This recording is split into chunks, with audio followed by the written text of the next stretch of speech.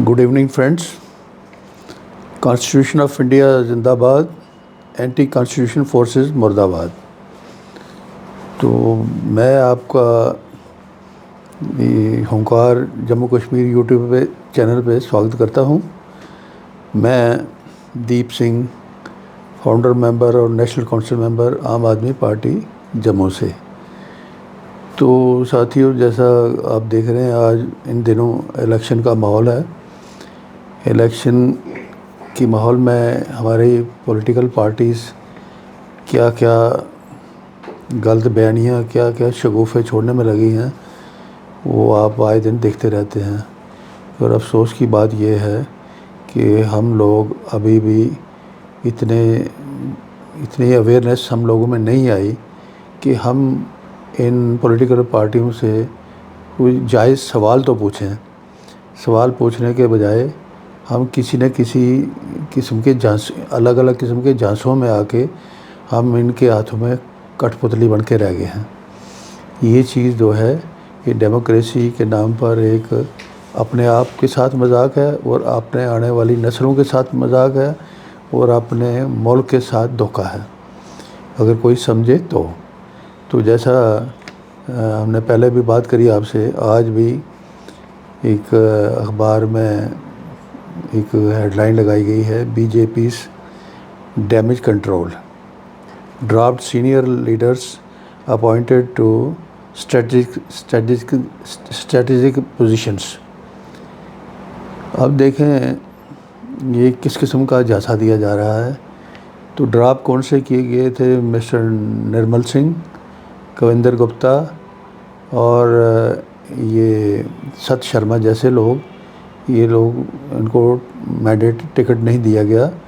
तो इनकी नाराज़गी को दूर करने के लिए इनको एक लॉलीपॉप देने की कोशिश बीजेपी कर रही है। तो देखा जाए, एक तरफ ये जो 3 लीडर्स जिनका नाम हमने लिया, इनका पास्ट ट्रैक रिकॉर्ड क्या है वो किसी से ढका छुपा नहीं। किस कदर इन्होंने हाथ मारे हैं, किस तरीके से हाथ साफ़ किए हैं सरकारी माल पर, लूट खसोट पर, वो बच्चे बच्चे की ज़ुबान पर बिल्कुल नॉलेज में है उनकी। तो इनको ड्रॉप करना तो बात समझ में आती है, पर इनको दोबारा से लाइमलाइट में लाना कौन सी स्ट्रेटजी है, ये समझ नहीं आती। जो बीजेपी का पाखंड बाकी जगहों पर चल रहा है, तो ये इस किस्म का पाखंड यहाँ भी दोहराया जा रहा है। एक तरफ इनको इस तरीके से ओबलाइज किया जा रहा है, दूसरी तरफ कांग्रेस से आए हुए एक नेता को यहाँ जम्मू नॉर्थ में टिकट दी गई है, जो अपने मंत्री पद पे रहते हुए कांग्रेस में खूब हाथ रंगे हैं उन्होंने भी, वो किसी से छुपे नहीं हैं। तो अपने इलाके में, वो अखनूर वाले इलाके से आते हैं, अखनूर में क्या काम किया उन्होंने, क्या क्या उन्होंने तीर मारे हैं, वो सबको पता है। मैं 2 साल पहले किसी दोस्त के साथ अखनूर के पिछले इलाके में चक्कर लगाने का मुझे मौका मिला। वहाँ मैं देख के हैरान रह गया। आम के इतनी फसल है आमों की, देसी आम, दूसरे आम, दशहरी आम, देख के हैरान हो गया मैं। वहाँ मुझे बताया गया कि ये सारे आम जो हैं यहाँ इनका ख़रीदार कोई नहीं है, ये ज़ाया हो रहे हैं और लोग बड़े परेशान हैं। हम 2-3 जगह गए, 2-3 जगह से हमें वो बाल्टियों में भर के हमारे आगे रखे गए, आम खाएँ। बड़ा उन्होंने अपनी तरफ से हमारी मेहमान नवाजी करी।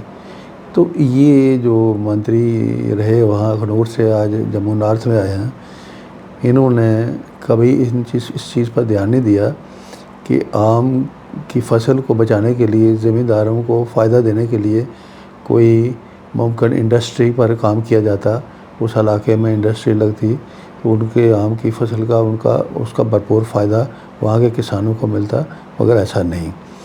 इस तरह की बाकी चीज़ों को भी किस तरह से इग्नोर किया है, ये वहाँ के लोग भी बता सकते हैं और आप लोगों को भी अक्सर पता होगा इस चीज़ का। तो आज इसी तरह एक विजयपुर के वहाँ थे एनसी के लीडर, उनको वहाँ से उठा के एनसी से भागे, यहाँ आए, उनको दे दी टिकट इन्होंने साबा में। उनका ट्रैक रिकॉर्ड क्या है, वो भी किसी से ढका छुपा नहीं। वो भी लूट मार का धंधे में अपना खूब नाम कमाया उन्होंने। इसी तरह ये जो यहाँ नगरोटा वाली सीट पे ये लोग भी एनसी से आके भाजपा में आके यहाँ भी हरमन प्यारे हो गए।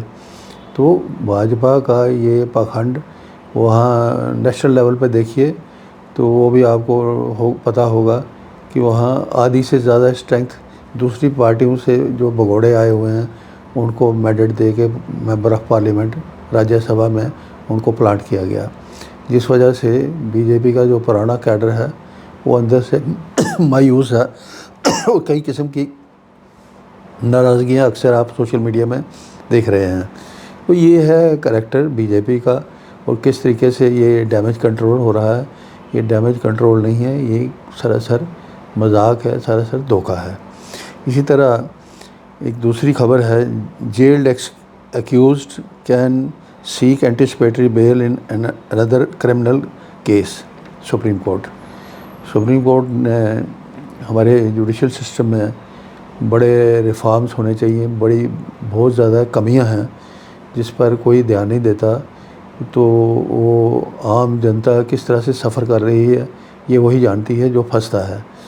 किस तरीके से लोगों को फंसाया जाता है, किस तरीके से पैसे की बर्बादी होती है, किस तरीके से वक्त की बर्बादी होती है। सालों साल वहाँ अदालतों के धक्के खा के भी किसी को कुछ मिलता नहीं।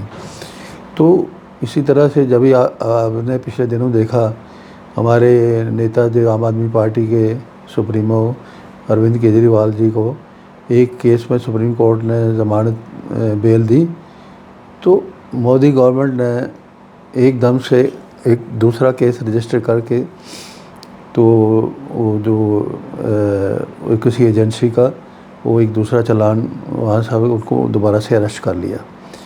तो ये एक अच्छा रिफॉर्म है सुप्रीम कोर्ट का। हम ये चाहेंगे सारी भारत की अगर वेलफेयर चाहिए तो सुप्रीम कोर्ट को इस तरह के रिफॉर्म्स पर काम करना चाहिए और रिफॉर्म्स आने चाहिए। तो अगर एंटिसिपेटरी बेल का प्रोविज़न होता तो अरविंद केजरीवाल जी भी, उनके वकील भी एंटिसिपेटरी बेल बाकी एजेंसीज़ के अगेंस्ट ले लेते। तो ऐसा अब हुआ, उस वक्त नहीं था। अब इसका आने वाले दिनों में कॉन्सिक्वेंसेस क्या होंगे, ये अच्छे हैं बुरे हैं ये सामने आएंगे, लेकिन अच्छे होंगे, बुरे नहीं होंगे, अच्छे होंगे। इस तरह के मज़ीद रिफॉर्म्स अगर किए जाएँ जुडिशरी में तो लोगों का किसी हद तक भला हो सकता है, और इस कंट्री की जो डेमोक्रेटिक स्टेटस है उसको भी एक पानी देने का काम ज़रूर कहा जा सकता है।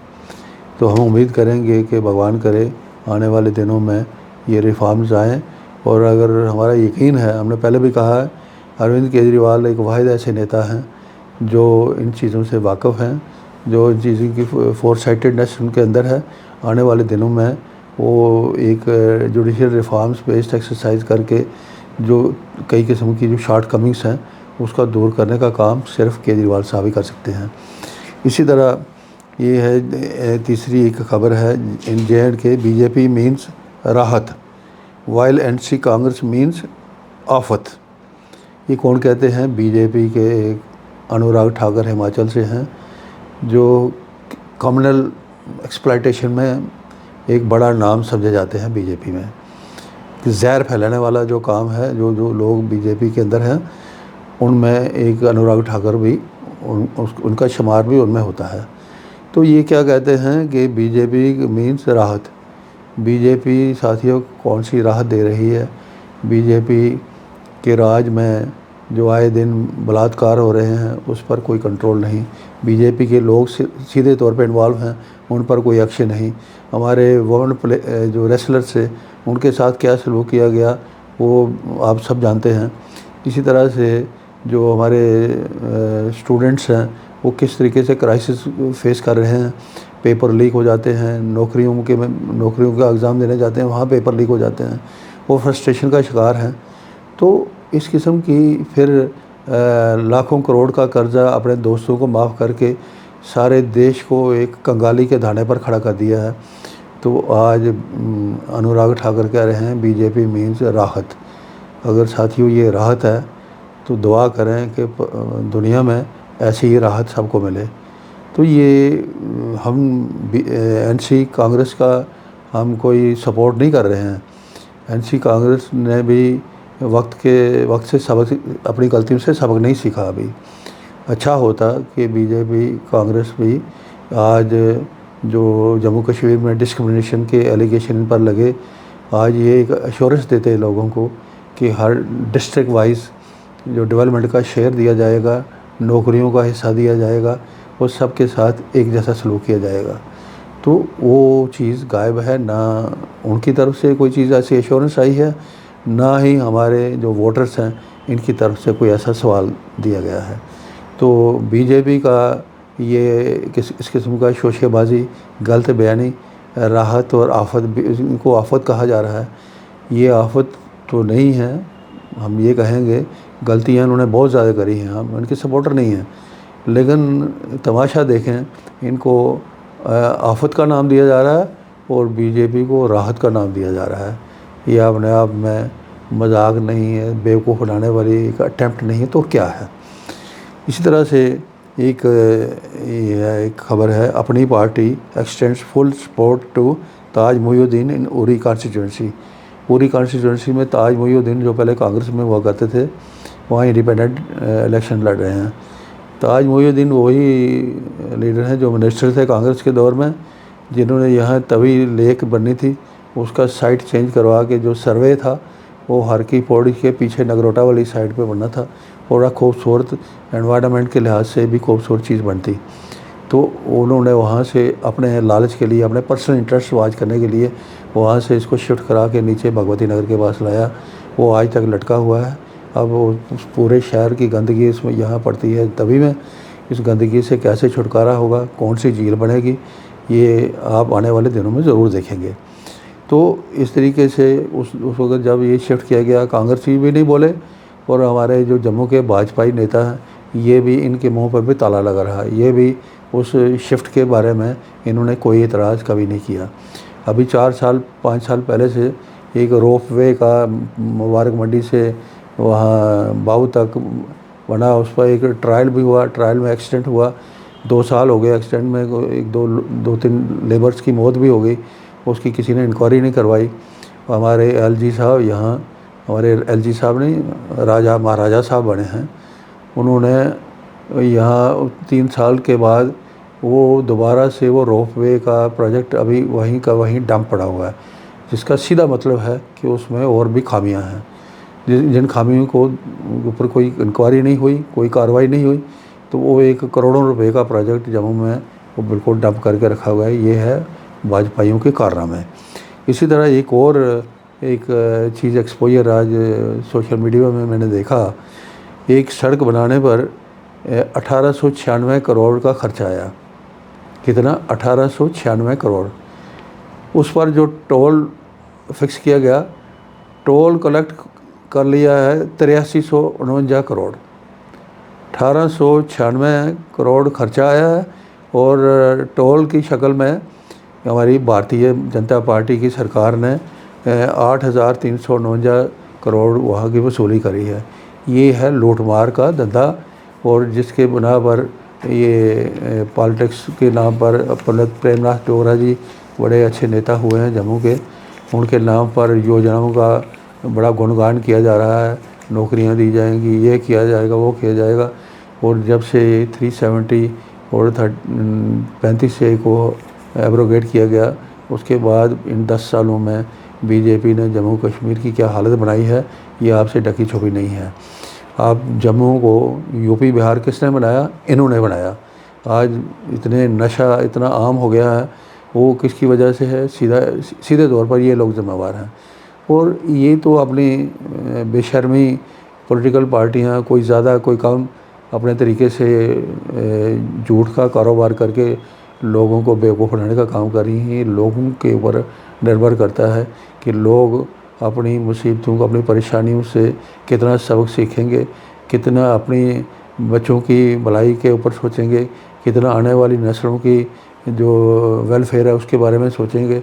और सोच के वोट देते वक्त इन पार्टियों के दागी लोगों के ऊपर डिपेंड करने के बजाय हमारा निवेदन ये है कि जितना भी कोई कॉम्पिटेंट, कोई किरदार वाला आदमी, चाहे वो इंडिपेंडेंट है, चाहे किसी पार्टी से है, तो लोग ईमानदारी से ऐसे अच्छे लोगों को सपोर्ट करेंगे। वो ना भी इलेक्शन ना भी जीत पाएँ, लेकिन उनको अच्छे लोगों का हौसला बढ़ाने के लिए ये काम करना बड़ा ज़रूरी है, ताकि आने वाले वक्त में जो अच्छे लोग इनकरेज होके आगे आएँ और इन बेईमानों से छुटकारा हासिल किया जा सके। इसी तरह मुझे अफ़सोस के साथ कहना पड़ता है, हमारी आम आदमी पार्टी जो क्राइसिस का शिकार है, जो मोदी सरकार की क्रशिंग टैक्टिक्स का शिकार है, तो उसमें जम्मू कश्मीर में 6-7 सीटों का अनाउंसमेंट किया। जम्मू में हमारे जो यहाँ लोग थे, जो भी यहाँ आया वो एमएलए बनने की चाह में यहाँ घुसा। यहाँ काम उसने किसी ने कुछ नहीं किया, सिर्फ ये मुझे टिकट दो, मुझे टिकट दो, मैं इलेक्शन लड़ूंगा, मैं इलेक्शन लड़ूंगा। कुछ लोग एक हफ्ते से ढोल बाजे बजा रहे हैं कि मेरी टिकट तो पक्की है, मेरी पक्की है। अब देखें, पॉलिटिक्स ज्वाइन करने का मतलब सिर्फ टिकट नहीं होता। पॉलिटिक्स ज्वाइन करने का मतलब एक सेवा का भाव होना चाहिए अंदर। तो एक अरविंद केजरीवाल साहब के बनाए हुए